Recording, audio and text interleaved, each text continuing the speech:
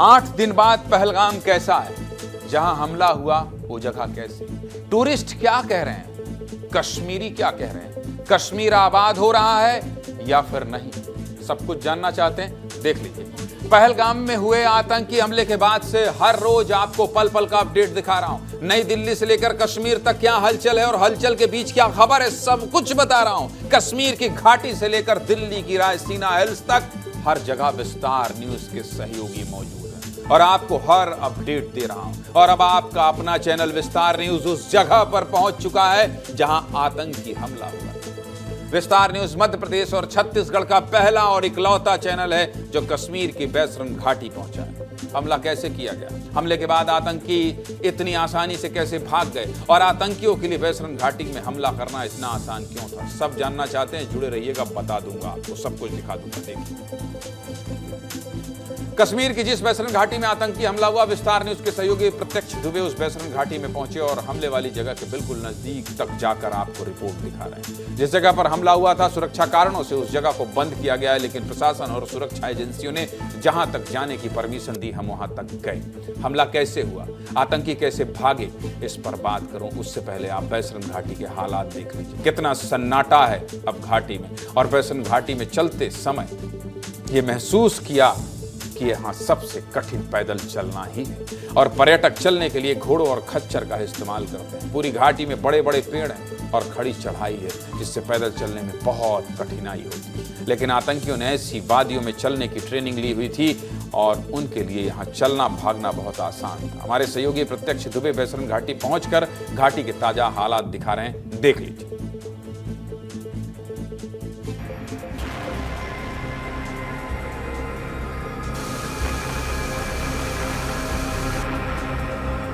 Welcome to Pahalgam valley.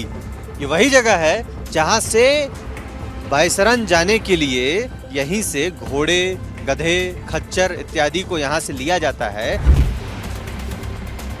जब tourist आते हैं यहाँ पे इसी सीजन में, यहाँ पे भीड़ होती है, गधे, घोड़े, खच्चर दिखाई देते हैं। इस वक्त आप देखेंगे कि यहाँ पे कोई भी नहीं दिखाई दे रहा है। ये छोटी छोटी ऐसी ही जो नदियां हैं, जो पहाड़ से बह करके, ग्लेशियर से बह करके, मेरे ठीक सामने आप वो बर्फ़ से ढका हुआ पहाड़ है, वहीं से ये पानी बह करके वहाँ से जो है कि पिघल करके ग्लेशियर ये पानी आता है। कोई भी ऐसा यहाँ से वाहन नहीं जा सकता, यहाँ से सिर्फ घोड़े, गधे, खच्चर इत्यादि ही जा सकते हैं।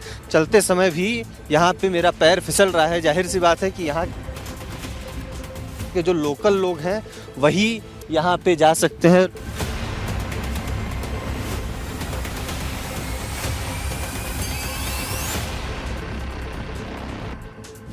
अब बैसरन जिस रास्ते से जाया जाता है, हम वहाँ पे आ गए हैं। मैं अभी जहाँ मौजूद हूँ ये वही बैसरन की घाटी है। इसके ठीक पीछे वो बैसरन की घाटी है जहाँ पे ये घटना हुई।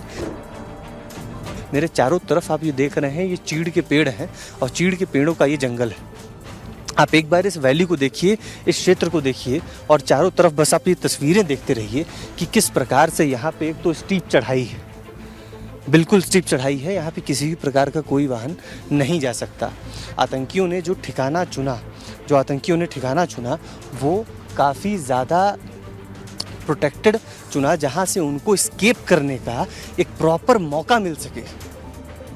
जाहिर सी बात है, जो ये पहाड़ हैं, ये एक तो इतनी स्टीप चढ़ाई है कि यहाँ पे कोई भी जगह जाना, किसी भी जगह रुकना, अपने आप में एक भूसे में सुई का, जो एक सुई होती है भूसे में, उसको ढूंढने के बराबर है।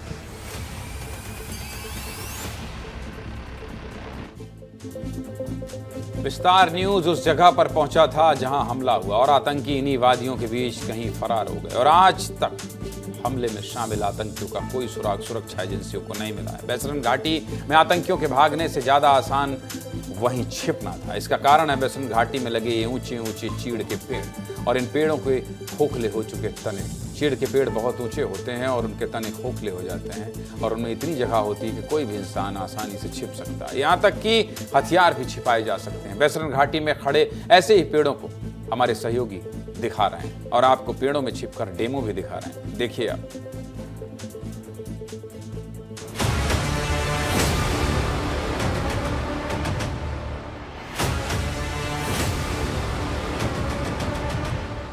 आप यहाँ पे पेड़ भी देखेंगे। इस पेड़ में आपको एक बहुत बड़ा सा होल दिखाई देगा, और ये जो होल आपको दिखाई देगा, ये इससे आप अंदाज़ा लगाइए कि यहाँ पे चीड़ का पेड़ है, और चीड़ की जो जड़ें होती हैं बहुत मोटी होती हैं। इन जड़ों में कोई भी इंसान घुस सकता है। एक बार मैं यहाँ अंदर जाने की कोशिश करता हूँ कि मेरे जैसा इंसान जिसकी हाइट लगभग 6 फीट, मैं यहाँ पे क्या फिट हो पाता हूँ।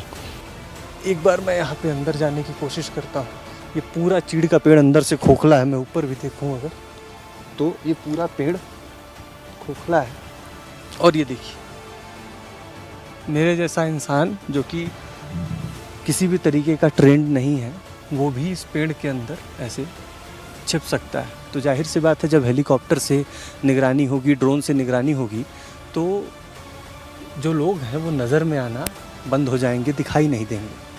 तो ये कुछ प्राकृतिक अवरोध हैं जो कि कई पक्ष में कई तरीके से आतंकियों के लिए भी मददगार साबित हो सकते हैं। एक देखिए, ऐसा ही यहाँ पे आपको होल दिखाई देगा, जहाँ पे हो सकता है कि ऐसे ही जो जंगल है, ऐसे ही जो पेड़ हैं, यहाँ पे हथियारों को भी छिपाया जा सकता है। जैसा कि मैं अंदर देख पा रहा हूँ, इसमें भी मिट्टी और कांच पड़ा हुआ है। तो किसी न किसी उद्देश्य से इसका इस्तेमाल पहले भी किया गया होगा।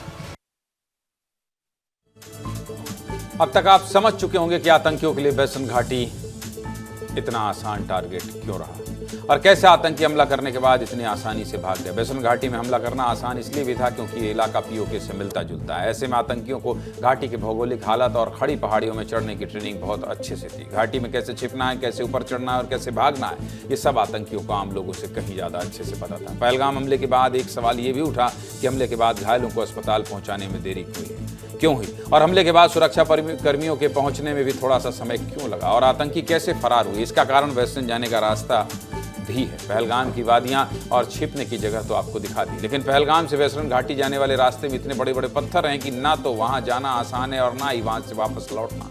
यही कारण है कि 2 किलोमीटर का ये सफर तय करने में करीब 1 घंटे का समय लगता है। जाने के लिए किसी वाहन का इस्तेमाल भी नहीं किया जा सकता। विस्तार न्यूज नदी किनारे बने उन उबड़ खाबड़ रास्तों पर भी पहुंचा जहां से वेस्टर्न जाया जाता है। कैसे रास्ते हैं और क्यों मदद पहुंचने में इतना वक्त लगा, ये भी देखिए।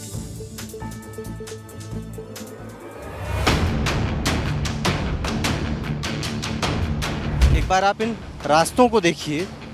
इस घाटी में ये जो रास्ते हैं, इन रास्तों को आप देखिए। आपकी नज़र जहाँ तक जाएगी, आपको हर जगह आपको ये चट्टान, फिसलते हुए चट्टान, जहाँ पे फिसलन है, आपको ये पहाड़, ये चीड़ के पेड़, ये जंगल दिखाई देंगे।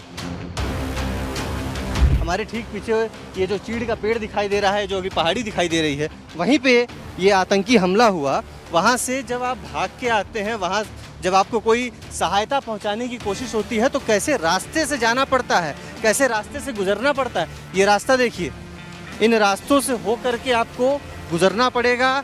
इन रास्तों से, इन खड़े चट्टान में, इस पर्वत में आ करके आपको इस रास्ते के थ्रू आपको अपने आप को सुरक्षित रखते हुए आपको वहाँ तक जाना पड़ेगा।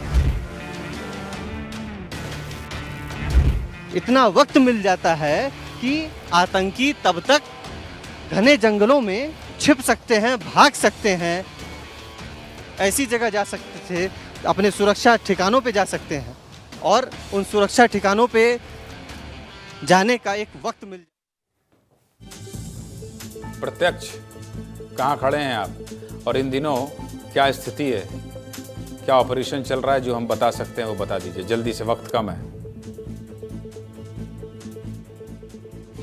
जी, विज्ञानी जी देखिए, अभी मैं फ़िलहाल कुपवाड़ा हंडवारा रास्ते में बीच में खड़ा हूँ और यहाँ मेरे ठीक पीछे घना जंगल आपको दिखाई देगा।